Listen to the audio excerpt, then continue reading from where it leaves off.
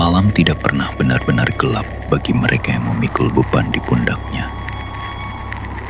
Di sepanjang jalur Pantura, aspal bukan hanya tempat ban berputar, tapi saksi bisu dari doa-doa yang menguap. Namun, ada satu titik di mana doa tak lagi cukup. Sebuah gerbang yang tidak meminta rupiah, melainkan meminta siapa dirimu sebenarnya. Pernahkah Anda merasa sampai ke rumah, namun merasa seperti orang asing di tanah kelahiran sendiri? Mungkin Anda pernah melewati gerbang itu tanpa sadar.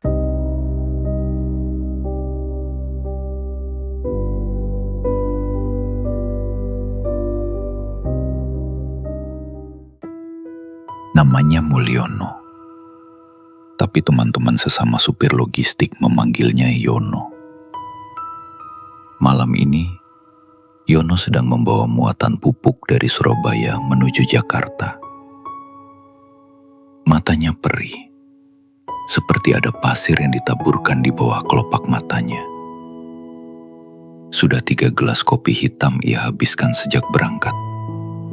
Tapi rasa kantuk itu tetap datang, menggerogoti kesadarannya pelan-pelan.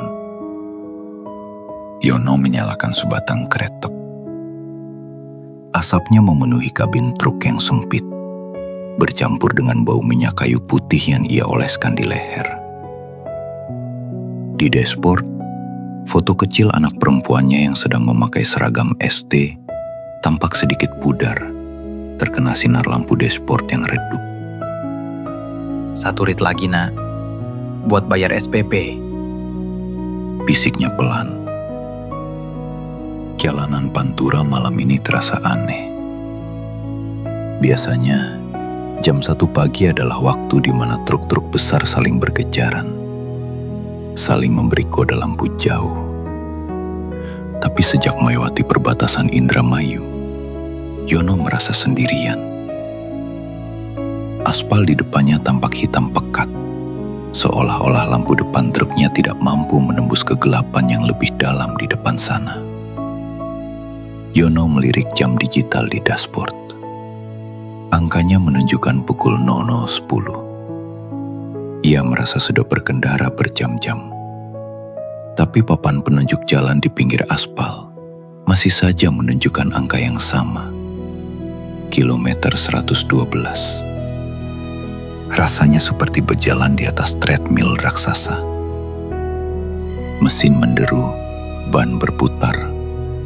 Tapi dunia di sekitarnya tidak bergerak. Hanya ada dia, truknya, dan kesunyian yang mulai terasa menekan telinga. Yono mencoba memutar knop radio, mencari siaran berita malam atau sekedar lagu campur sari untuk mengusir sepi. Namun, yang ia temukan hanya suara desis panjang, seperti suara ribuan orang yang sedang berbisik di kejauhan. Namun tak satupun kata yang bisa ia tangkap. Tepat saat ia mematikan radio, kabut mulai turun. Putih, tebal, dan dingin. Dan di balik kabut itu, sebuah pendar cahaya oranye yang sakit mulai terlihat.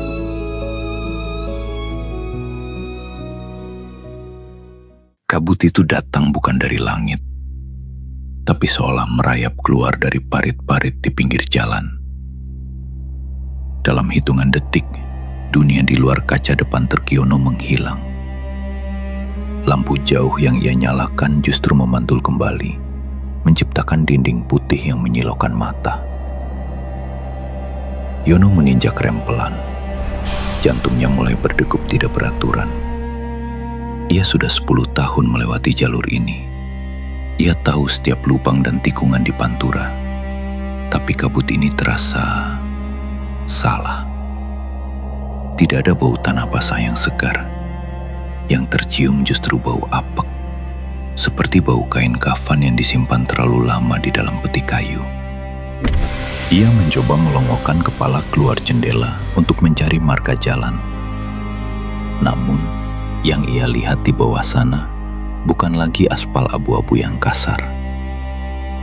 Jalanan itu tampak hitam legam, halus seperti kaca, dan tidak memantulkan cahaya sedikit pun. Kok sepi banget ya? Gumamnya. Suaranya terdengar asing di telinganya sendiri, seolah-olah kabut itu juga menghisap volume suaranya. Biasanya, di jam seperti ini, setidaknya ada 1 atau 2 motor nelayan atau bus malam yang laju ugal-ugalan. Tapi sekarang, hanya ada keheningan yang pekak. Yono mencoba membunyikan klakson. Suara klakson itu mati begitu saja, seolah ditelan oleh dinding kabut di depannya. Yono mulai merasa sesak. Ia merasa truknya tidak lagi bergerak maju, melainkan sedang tenggelam ke dalam sesuatu yang cair dan gelap. Di kejauhan, di tengah putihnya kabut, sebuah bayangan kotak mulai terbentuk. Bukan warung remang-remang, bukan juga pos polisi. Itu adalah sebuah gardu. Satu-satunya gardu di tengah jalan tol yang seharusnya tidak ada di koordinat ini. Yono tidak punya pilihan. Mesin truknya mulai kehilangan tenaga. Seolah-olah bahan bakarnya sedang dihisap oleh kekuatan yang tidak terlihat. Ia membiarkan truknya meluncur pelan, mendekati pendar cahaya oranye yang berkedip-kedip lesu di atas gardu itu. Papan di atas gardu itu tidak bertuliskan nama gerbang tol. Hanya ada angka digital berwarna merah yang terus bergerak mundur, menghitung sesuatu yang Mul tidak mengerti.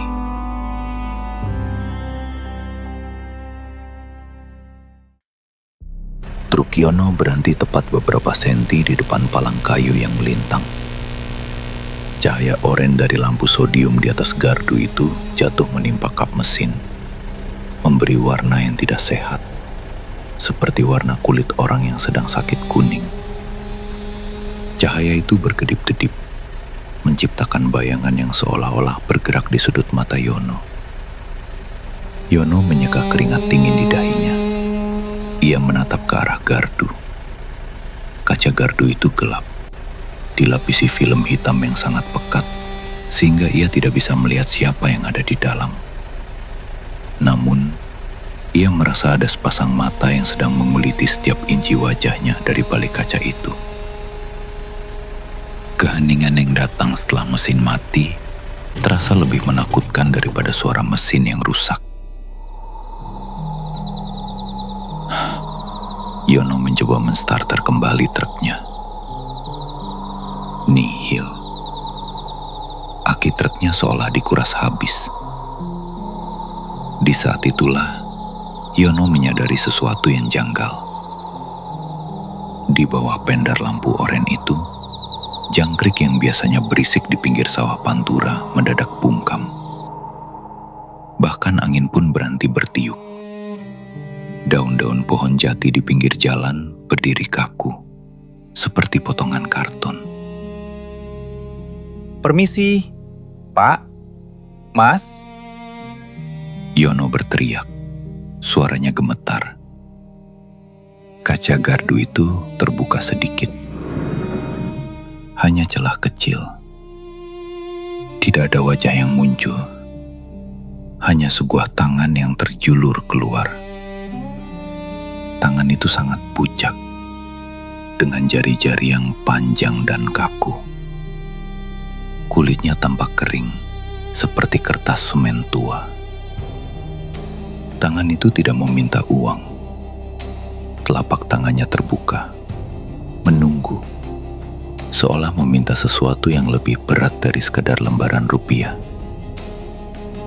Yono merogoh kocek celananya, mengeluarkan dompet kulitnya yang sudah dekil. Ia mengambil selembar 50.000 dan menyodorkannya. Namun, tangan itu tidak bergerak. Tangan itu tetap diam, terbuka, menagih sesuatu yang tidak ada di dalam dompet.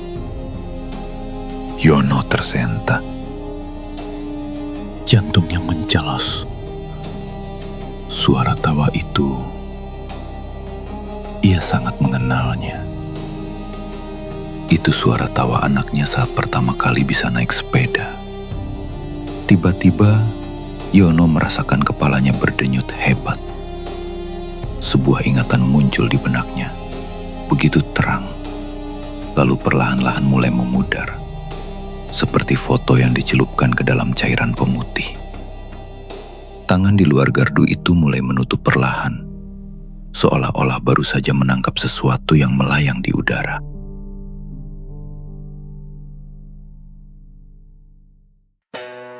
Yono terpaku menatap tangan yang terjulur dari celah gardu itu.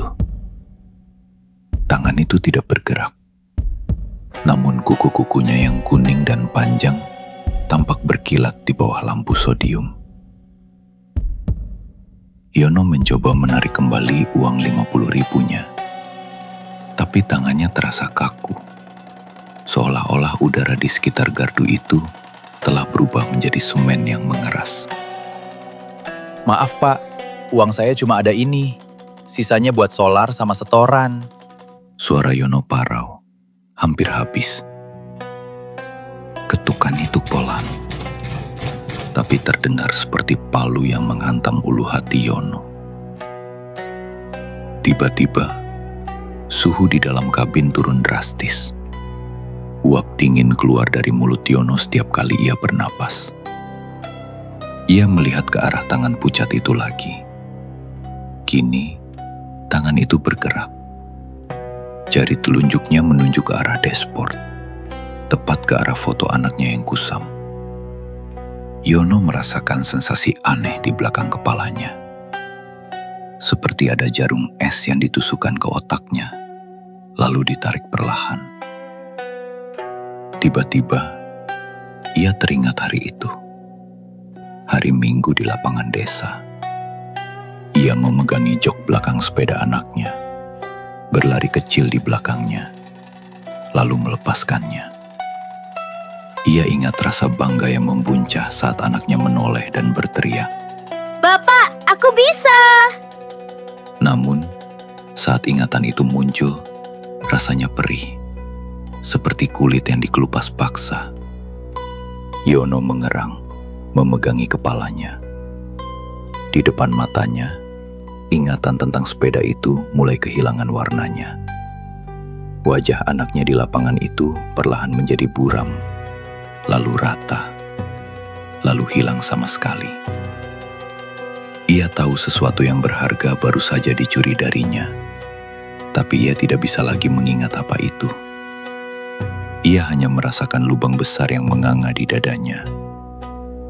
Tangan pucat di luar gardu itu kini menggenggam sesuatu yang tak terlihat.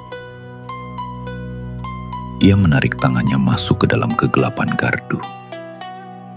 Suara itu terdengar sangat nyata di tengah kesunyian pantura. Logam dingin dari mesin kasir itu seolah merayakan hilangnya satu kepingan jiwa Yono. Yono menatap tangannya sendiri yang gemetar. Ia masih memegang uang 50.000, tapi uang itu kini terasa tidak ada harganya. Ia baru saja membayar dengan sesuatu yang tidak bisa ia beli kembali.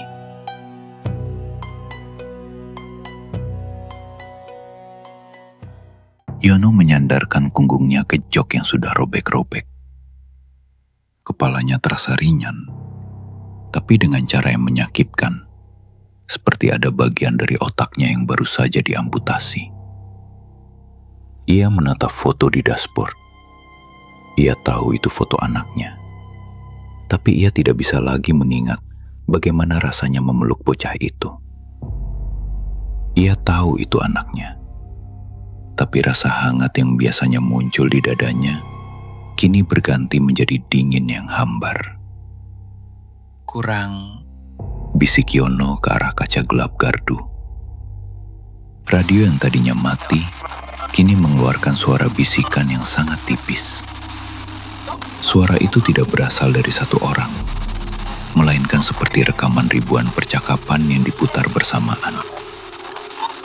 Di antara desis itu, Yono mendengar suara ibunya yang sudah meninggal 10 tahun lalu. Suara itu memanggil namanya dengan nada kecewa, Seolah Yono telah melakukan dosa besar karena berhenti di sini. Siapa di dalam? Yono memberanikan diri bertanya. Ia mendekatkan wajahnya ke kaca gardu yang hitam. Tiba-tiba, sebuah suara muncul tepat di telinganya. Seolah-olah ada orang yang duduk di kursi penumpang di sampingnya. Suara itu kering, tanpa emosi, seperti suara gesekan amplas di atas kayu. Perjalananmu masih jauh, Mulyono. Aspal ini tidak akan berakhir hanya dengan satu tawa kecil. Kamu punya banyak hutang. Hutang waktu yang kamu habiskan di jalan. Hutang janji yang tidak kamu tepati. Hutang wajah-wajah yang kamu lupakan demi setoran. Yono menoleh ke kursi samping. Kosong. Hanya ada botol air mineral setengah kosong dan bantal leher yang sudah kempes. Namun, bau di dalam kabin berubah. Kini tercium bau melati yang sangat kuat, bercampur dengan bau solar yang menyengat. Yono melihat ke jendela samping. Di balik kabut, ia melihat bayangan dirinya sendiri berdiri di luar truk, menatapnya dengan mata yang kosong dan mulut yang dijahit rapat. Bayangan itu menunjuk ke arah jalan di depan, ke arah kegelapan yang seolah tidak berujung. Saya cuma mau pulang. Isak Yono. Air matanya jatuh, tapi ia tidak tahu lagi untuk siapa ia menangis.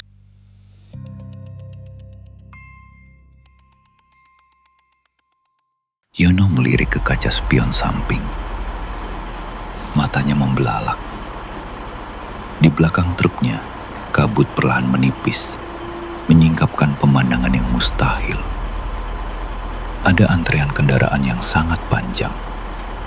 Bukan truk-truk dekil seperti miliknya, melainkan mobil-mobil mewah, sedan mengkilap, hingga bus pariwisata yang lampunya menyala terang benderang.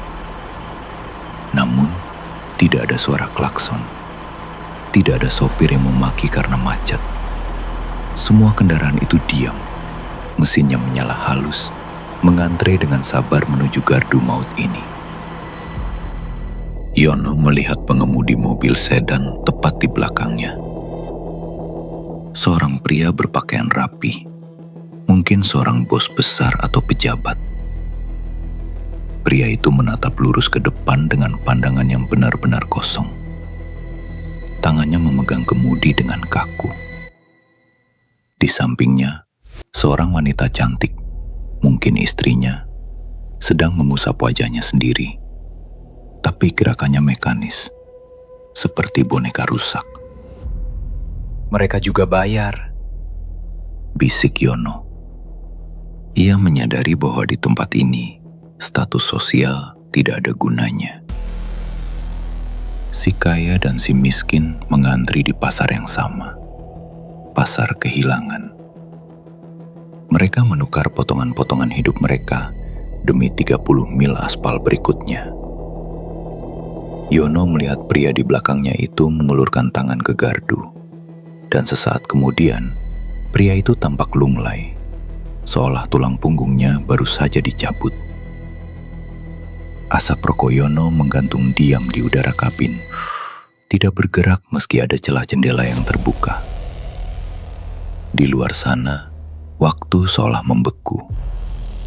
Yono melihat seorang ibu di dalam bus pariwisata sedang memeluk tasnya erat-erat.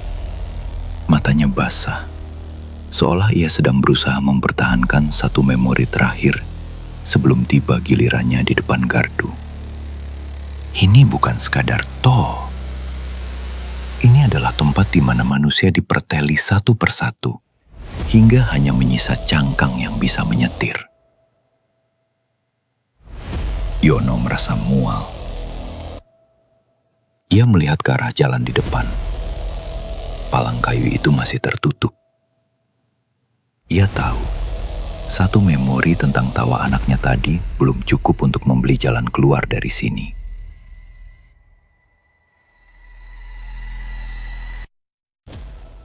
Tangan pucat itu kembali terjulur dari gardu.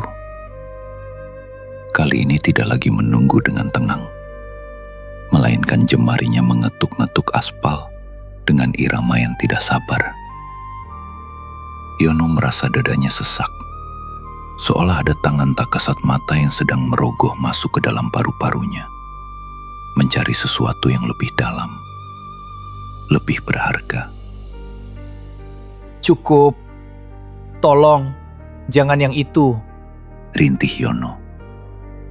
Ingatan lain mulai terseret paksa ke permukaan. Kali ini bukan tawa, melainkan rasa hangat dari sebuah pelukan. Ingatan tentang istrinya, Siti, saat mereka pertama kali menempati rumah kontrakan kecil di pinggiran kota. Ia ingat bau bedak bayi di leher Siti, rasa sambal terasi buatannya yang selalu terlalu pedas, dan janji yang ia bisikkan di telinga istrinya. Sabar ya Ti, Mas kerja keras biar kita bisa punya rumah sendiri. Yono memejamkan mata rapat-rapat. Air matanya mengalir deras, membasahi pipinya yang kasar. Ia merasakan sensasi dingin yang luar biasa, menjalar dari ubun-ubun hingga ke ujung kaki. Wajah Siti di dalam ingatannya mulai retak. Senyumnya memudar. Suaranya yang lembut berubah menjadi desis angin yang hambar. Pupil mata Yono melebar, menatap kosong ke arah kemudi. Ia tahu ia sedang kehilangan alasan utamanya untuk pulang. Ia tahu ia sedang menyerahkan motor penggerak hidupnya. Namun, ia tidak bisa berhenti. Ia butuh palang itu terangkat. Ia butuh aspal ini berakhir. Tangan pucat di luar sana kini menggenggam udara dengan kuat, lalu menariknya masuk ke dalam gardu dengan sentakan kasar. Seketika, rasa sakit itu hilang, berganti dengan kehampaan yang mutlak. Yono membuka matanya. Ia melihat foto di dashboard. Ia melihat wanita di foto itu. Tapi, ia tidak lagi merasakan apa-apa. Tidak ada rindu, tidak ada cinta, tidak ada rasa bersalah. Wanita itu hanyalah orang asing yang kebetulan ada di dalam fotonya. Sudah? Tanya Yono. Suaranya kini datar, tanpa nyawa.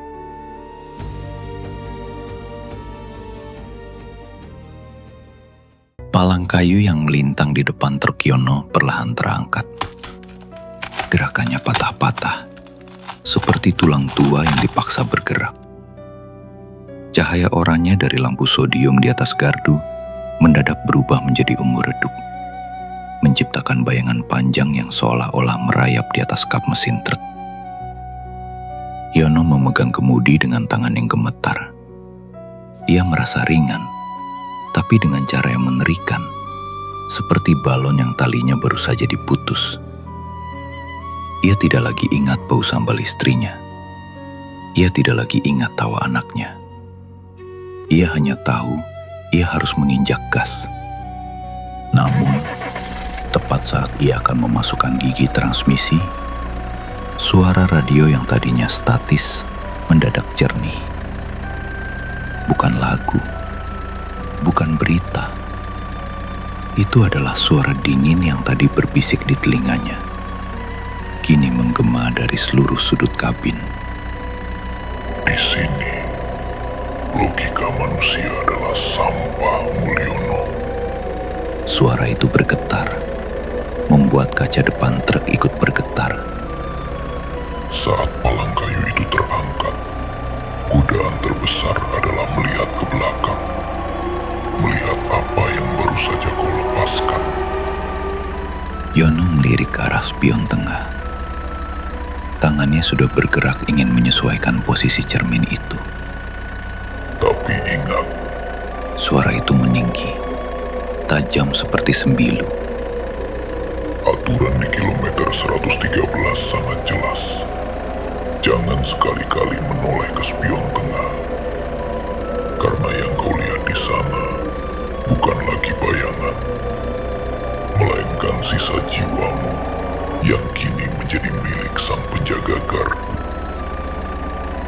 Sekali kau menoleh, kau takkan pernah benar-benar meninggalkan tempat ini. Yono membeku. Matanya terpaku lurus ke aspal hitam di depan. Keringat dingin mengucur deras dari pelipisnya. Ia bisa merasakan tarikan yang sangat kuat dari spion tengah itu. Seolah-olah ada magnet yang memaksa matanya untuk melirik sedikit saja. Ia ingin tahu, apakah Siti masih ada di sana? Apakah tawa anaknya tertinggal di aspal itu? Jangan menoleh, bisik Yono pada dirinya sendiri. Suaranya pecah. Ia menginjak pedal gas. Truknya merayap maju, melewati gardu yang gelap itu. Saat kabin truk sejajar dengan jendela gardu, Yono merasakan hawa dingin yang luar biasa menusuk kulitnya. Ia tidak menoleh ke samping, tidak juga ke spion. Ia hanya menatap lurus ke kegelapan di depan. Sementara di belakangnya, ia mendengar suara tangisan yang sangat halus. Suara tangisannya sendiri yang tertinggal di dalam but, meratapi semua kenangan yang baru saja ia jua demi 30 mil aspal berikutnya.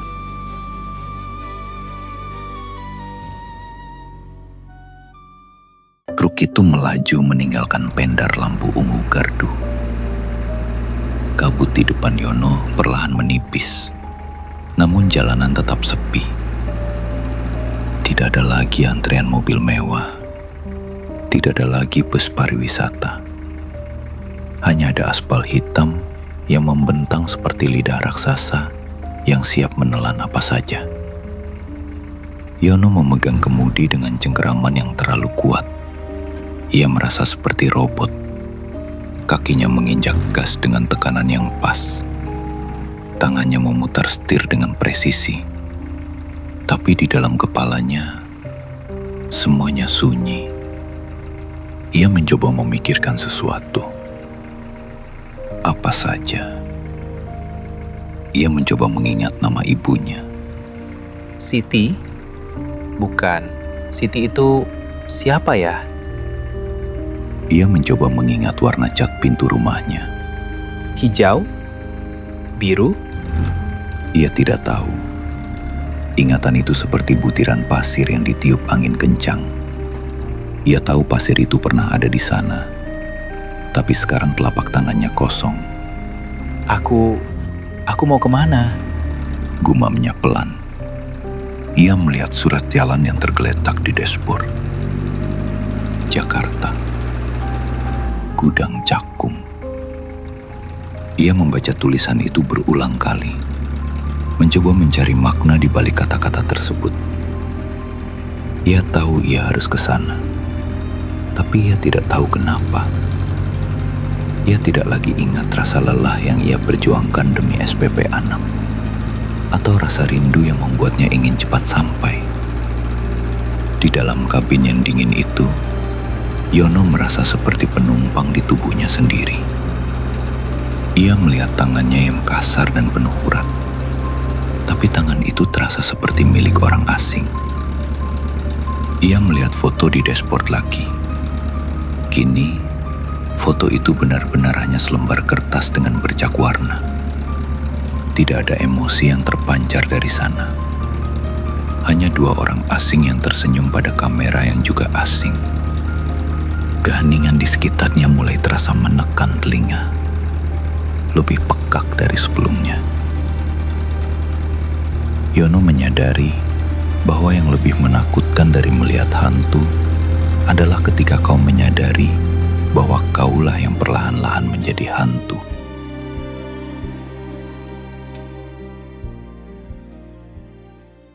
Truk itu akhirnya berhenti di depan sebuah pagar besi berkarat yang cat hijaunya sudah mengelupas. Yono menatap keluar jendela. Langit subuh di pinggiran kota tampak abu-abu pucat, seperti warna semen basah. Ia tahu ini adalah alamat yang tertera di KTP-nya. Ia tahu ini adalah tempat yang seharusnya ia sebut rumah. Namun, saat ia turun dari kabin, kakinya terasa berat menapak di tanah.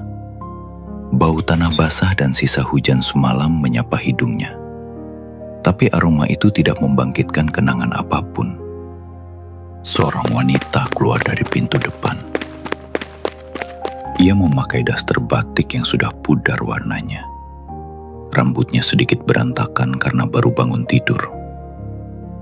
Wajahnya sembab. Matanya berkaca-kaca saat melihat truk besar itu terparkir di depan rumah. Ia berlari kecil, lalu menghambur memeluk Yono dengan erat. Mas, akhirnya pulang. Aku takut banget, Mas. Semalaman perasaanku gak enak. Isak wanita itu di dada Yono. Yono berdiri kaku. Tangannya menggantung di samping tubuhnya, tidak membalas pelukan itu. Ia mencium bau bedak bayi dan keringat tipis dari leher wanita itu. Bau yang seharusnya membuatnya tenang. Bau yang seharusnya ia rindukan selama berhari-hari di jalanan. Tapi sekarang, bau itu terasa asing. Seperti mencium bau orang asing di dalam angkot. Mas, kamu kenapa? Wanita itu mendongak, menatap mata Yono. Yono menatap balik. Ia melihat kerutan di sudut mata wanita itu. Ia melihat tai lalat kecil di pipinya. Ia tahu wanita ini bernama Siti. Ia tahu wanita ini adalah istrinya. Tapi di dalam kepalanya, tidak ada satupun memori tentang pernikahan mereka, tentang malam-malam mereka berbincang, atau tentang janji-janji yang pernah mereka buat. Bapak! Bapak pulang! Seorang anak perempuan kecil berlari keluar, memeluk kaki Yono dengan riang. Yono menunduk. Ia melihat anak itu. Ia melihat tawa yang sama dengan suara yang ia dengar di radio gardu tol semalam. Tapi tawa itu kini terasa hambar. Ia melihat anak itu, tapi ia tidak lagi ingat rasa bangga saat memegangi sepedanya. Ia hanya melihat seorang anak kecil yang kebetulan memanggilnya Papa. "Ya, saya pulang," jawab Yono datar. Suaranya terdengar seperti mesin yang kehabisan pelumas.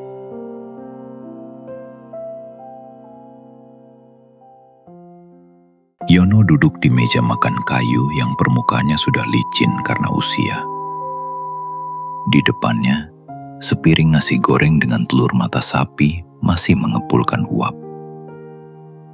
Siti duduk di hadapannya, menatapnya dengan cemas sambil terus bercerita tentang tagihan listrik yang naik dan rencana sekolah anak mereka. Yono mencoba menyuap nasi itu. Rasanya gurih, pedas, dan hangat. Ia tahu ini adalah rasa favoritnya, tapi lidahnya seolah kehilangan kemampuan untuk menikmati. Semuanya terasa seperti mengunyah kertas basah. Mas, kamu kok diam saja? Ada masalah di jalan? Truknya rusak? Siti memegang tangan Yono. Yono menatap tangan Siti yang menggenggam tangannya. Ia melihat bekas luka kecil di jari telunjuk Siti. Bekas luka yang seharusnya ia tahu sejarahnya. Mungkin karena pisau saat memasak untuknya. Atau mungkin karena hal lain.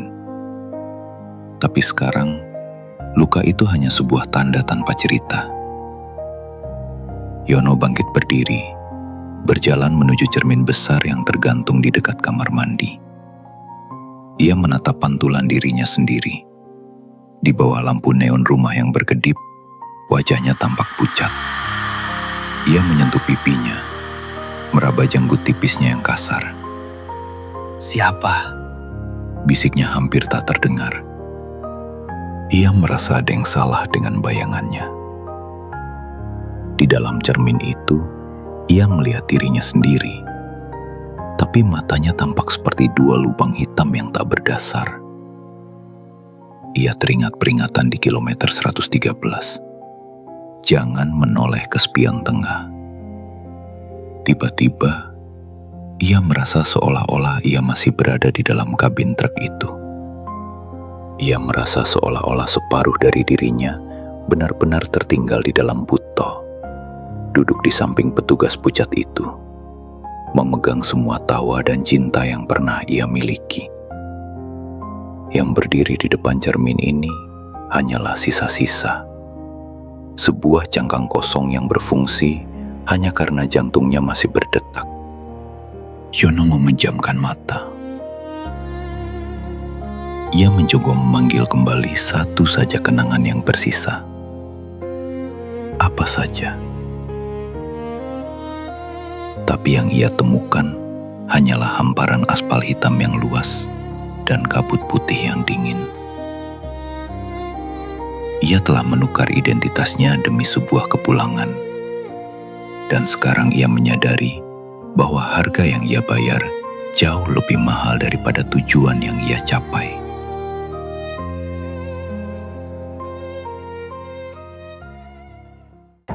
Kini, truk itu terparkir rapi di depan rumah. Mesinnya sudah dingin. Logamnya tidak lagi berdeting. Tapi sang sopir masih duduk diam di balik kemudi. Ia sudah turun tadi. Ia sudah makan. Ia sudah melihat wajah-wajah itu. Namun, entah kenapa, kakinya membawanya kembali ke sini, ke dalam kabin yang berbau solar dan kenangan yang hilang. Ia sampai, tapi ia tidak pernah benar-benar pulang. Tubuhnya ada di sini, di sebuah alamat di pinggiran kota. Tapi jiwanya masih tertahan di kilometer 113, mengantre di belakang palang kayu yang takkan pernah benar-benar terbuka untuknya. Ia telah menjadi bagian dari aspal Pantura, sebuah bayangan tanpa nama yang terus melaju tanpa tujuan. Malam ini, atau mungkin malam-malam berikutnya, saat Anda sedang berkendara sendirian dan melihat pendar lampu sodium yang berkedip lesu di kejauhan, periksalah kembali isi kepala Anda. Jangan hanya memeriksa saldo di dompet, tapi periksalah harta yang paling berharga yang Anda miliki. Saat Anda memejamkan mata nanti, coba ingat kembali wajah orang yang paling Anda cintai. Bayangkan suaranya. Ingatlah bau rambutnya. Rasakan kembali hangat pelukannya. Jika dalam perjalanan pulangmu wajah itu terasa sedikit buram, jika suaranya terdengar seperti desis angin, atau jika pelukannya terasa dingin, mungkin Anda baru saja melewati gerbang tol yang salah. Terima kasih sudah mendengarkan hingga akhir. Jika kamu merasa cerita ini menemanimu dalam perjalanan pulangmu malam ini, jangan lupa untuk subscribe, like, dan tinggalkan komentar. Itu sangat berarti bagi kelangsungan arwah senja. Selamat malam, dan semoga kamu selamat sampai di rumah.